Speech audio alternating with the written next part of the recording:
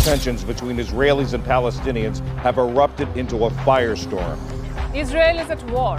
The situation is grave. This morning, Hamas launched thousands of missiles at Israel. Both sides are trading fire.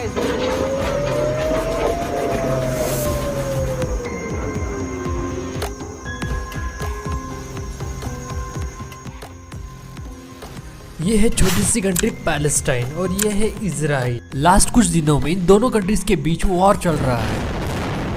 On 7 October 2023 Hamas ने 500 plus missile के साथ Israel पे attack किया और Israel ने announce किया war. और इजरायलियन government ने सिटीजन्स को छुपने के लिए कहा है, इसमें करीब 250 प्लस लोगों की जान गई है और 1500 से ज़्यादा लोग इंज्योर हैं। और इस अटैक का नाम है एल अक्सा स्टॉर्म, जो कि मोहम्मद दिन के द्वारा हैंडल किया जा रहा है, जो कि एक टेररिस्ट है जिसमें पैलेस्टाइन लोगों को इजराइल के अगेंस्ट खड़ा कर दिया है और जब कहा गया है कि हमें वॉर करना है। बट क्या रीजन है इस वॉर का और क्यों अरब countries like Saudi Arabia, Iran, Egypt, Turkey, Syria और कतर जैसी कंट्रीज हमास, जो कि एक टेररिस्ट ऑर्गेनाइजेशन है, उसको सपोर्ट कर रही है।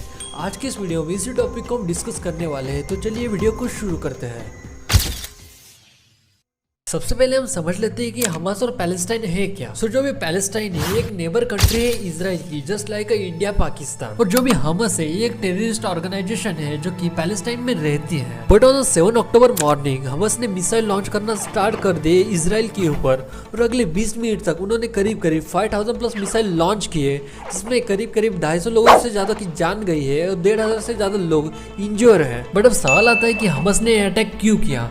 ये जानने के लिए हमें थोड़ा हिस्ट्री में जाना पड़ेगा, जो कि मैं आपको शॉर्ट में बताने वाला हूँ कि इसके पीछे का रीजन क्या है। सो हजारों सालों पहले आज का जो भी इजराइल है वहाँ पे 3 रिलीजन के लोग रहा करते थे। फर्स्ट जू मतलब जूडिज्म, सेकेंड अरब लोग और थर्ड रहते थे क्रिश्चियन लोग। सो तब के वक्त एक राजा हुआ करता था जिसका नाम था कॉन्स्टेंट द ग्रेट, जो कि रोमन एम्पायर का किंग था। और तब के वक्त जो भी राजा है इसको क्रिश्चियन जो भी रिलीजन है वो बहुत पसंद आया था और ये सबसे पहला किंग बना जिसने क्रिश्चियन रिलीजन को अडॉप्ट किया। तो तब के वक्त तीनों रिलीजन के अलग अलग टेम्पल हुआ करते थे, जो कि सबसे पहला टेम्पल था dome of the rock temple, second था एल एक्सा मॉस्क्यू टेम्पल और थर्ड था वेस्टर्न वॉल नाम का टेम्पल। क्योंकि ये तीनों टेम्पल एक ही एरिया में आया करते थे, जो कि 37 किलोमीटर का एक एरिया हुआ करता था, उसमें आया करते थे।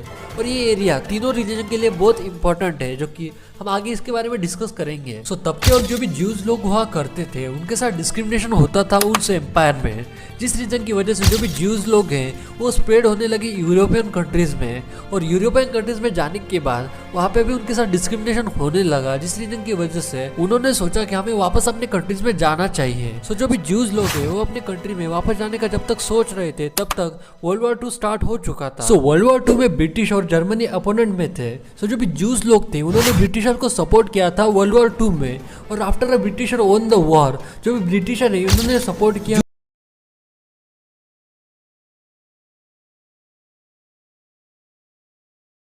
ज्यूज लोग हैं वो इजराइल में जाके रहने लगे, कई जगह पे रहने लगे। पर साइड की जो भी अरेबियन कंट्रीज हुआ करती थी उन्होंने साफ साफ इसे अपोज किया, जो कि ज्यूज लोग नहीं आनी चाहिए इजराइल में। और इसी रीजन की वजह से मोस्ट ऑफ अरेबियन कंट्रीज इसके खिलाफ है, जो कि ज्यूज लोगों के खिलाफ है या फिर इजराइल के खिलाफ है, जिसमें सऊदी अरेबिया बहुत बड़ा नाम है वो भी आता है। और ब्रिटिशर्स ने वर्ल्ड वॉर 2 जीतने के बाद माना जाने लगा था कि जो भी ज्यूज लोग हैं उनको अपना देश मिल जाएगा। बट जो भी अरब कंट्रीज है इन्होंने इसे अपोज किया, जिस रीजन की वजह से जो भी ब्रिटिशर्स है उन्होंने बेलफोर डिक्लेरेशन को यूनाइटेड नेशन में सबमिट किया। सो उसके रिजल्ट में ज्यादातर कंट्रीज ने कहा कि जो भी ज्यूज लोग हैं उन्हें अपना अलग देश मिलना चाहिए। और आफ्टर दैट इनका सेपरेशन हुआ, जो कि पैलेस्टाइन एक अलग देश बना और जो भी इजराइल है इसे अलग देश बनाया गया, जो कि इजराइल देश में ज्यूज लोग रहा करते थे और पैलेस्टाइन में पैलेस्टाइन लोग रहा करते थे, जो कि पहले के पैलेस्टाइन लोग। और जो भी जेरूसलम था जिसमें तीनों रिलीजन के टेम्पल और वॉल हुआ करते थे, उसे यूनाइटेड नेशन ने डिसाइड किया कि इसे हम कंट्रोल करेंगे, हम इसका ध्यान रखेंगे, जो कि दोनों कंट्रीज ये नहीं मिलेगा। बट यहाँ तक तो ठीक था। बट जो यूएन ने मैप दिया था उसमें जो भी पैलेस्टाइन का जो भी एरिया था वो बहुत कम था, जो कि पहले जितना था उससे बहुत कम था। और जो भी इजराइल है उसको बहुत ज्यादा एरिया मिला था, जो कि मैप में आप देख पा रहे हो। सो ये जो भी मैप है ये 1946 का है, जब इजराइल और पैलेस्टाइन अलग अलग नहीं हुआ था। और ये 1947 का है जब ये अलग हुआ था, जिसमें आप देख पा रहे होगे जो भी पैलेस्टाइन है उनको बहुत कम जगह मिली है एज कम्पेयर टू पहले जितना था। सो इसी लैंड प्रॉब्लम की वजह से छोटे मोटे कॉन्फ्लिक्ट हुआ करते थे पैलेस्टाइन और इजराइल में।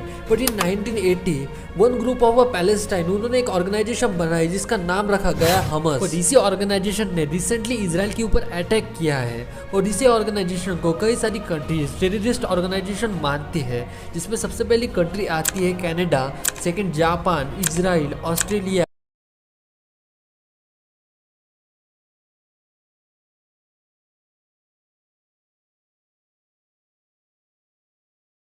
आती है China, Brazil, Iran, Egypt, Norway, Syria और तुर्की। तो जो हमस ऑर्गेनाइजेशन है पैलेस्टाइन के एक साइड के एरिया में रहती है, जो कि एक इजराइल के साइड में एरिया आता है जो कि गाजा स्ट्रिप कहा जाता है, वो वहाँ पे रहती है। और उन्होंने वहाँ से ये अटैक किया है डायरेक्टली इजराइल के ऊपर, जिसमें आप मैप में देख पा रहे हो कि जो भी गाजा स्ट्रिप है वो अलग है और वहाँ से जो भी आगे का कलर है उसमें जो भी हमस की मिलिट्री है वो वहाँ तक घुस चुकी है। बट अब सवाल आता है कि जो भी हमस एक छोटी सी टेररिस्ट ऑर्गेनाइजेशन है जो कि बहुत छोटी है, बट इसके पास 5000+ मिसाइल और इतनी बड़ी मिलिट्री कहाँ से आई। तो माना जाता है ईरान जो कि एक अरेबियन कंट्री है वो फंड करती है हमस को जो अटैक करने के लिए। और ये जो भी रिसेंटली अटैक हुआ है उसे भी ईरान ने ही फंड किया है, जो कि हमस को इतनी बड़ी मिलिट्री देना और मिसाइल्स देना जो कि ईरान ने ही किया है। सो दोस्तों, छोटी सी जानकारी अच्छी लगी हो या फिर आपको कुछ भी वीडियो से नॉलेजेबल सीखने को मिला हो, सो प्लीज़ वीडियो को लाइक और चैनल को सब्सक्राइब करना ना भूलिएगा। तो मिलते हैं नेक्स्ट वीडियो।